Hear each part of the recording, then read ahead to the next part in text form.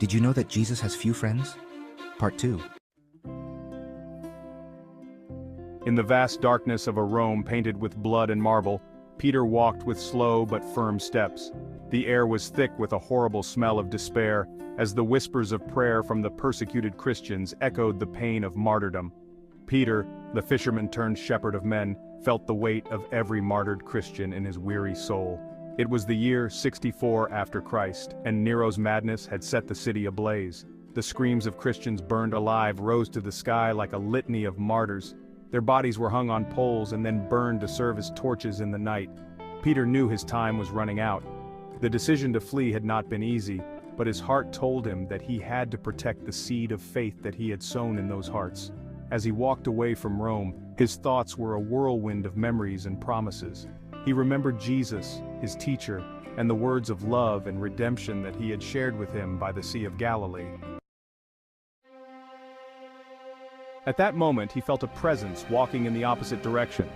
It was a familiar and serene figure. Excited, without being sure who it was, Peter asked him, "Quo vadis, Domine?" "Where are you going, Lord?" Peter asked, his voice breaking with emotion and uncertainty. Jesus, with a look full of compassion and sadness, replied sweetly, "I am going to Rome to be crucified again." The words echoed in Peter's heart like a divine echo. He understood that he could not run away, that he had to face his destiny with the same courage that his master had shown. With a new resolve, Peter turned around and began his return to Rome, with a smile that expressed the strangest and deepest happiness of being among the few friends that the Lord has, knowing that his sacrifice would be the foundation on which the church would be built. He understood that being a friend of Jesus meant sharing his suffering, his cross, and also his infinite love.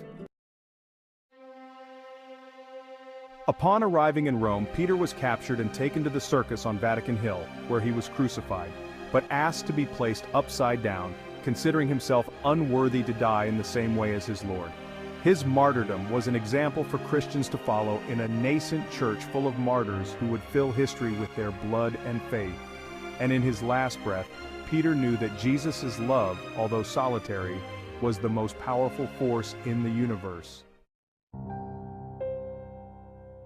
Thus, the story of Quo Vadis Domine became an immortal legend, an eternal reminder that following Jesus requires a love so deep that few can understand, and even fewer can accept. But those who count themselves as his friends find in that sacrifice true friendship and the promise of an eternity in peace.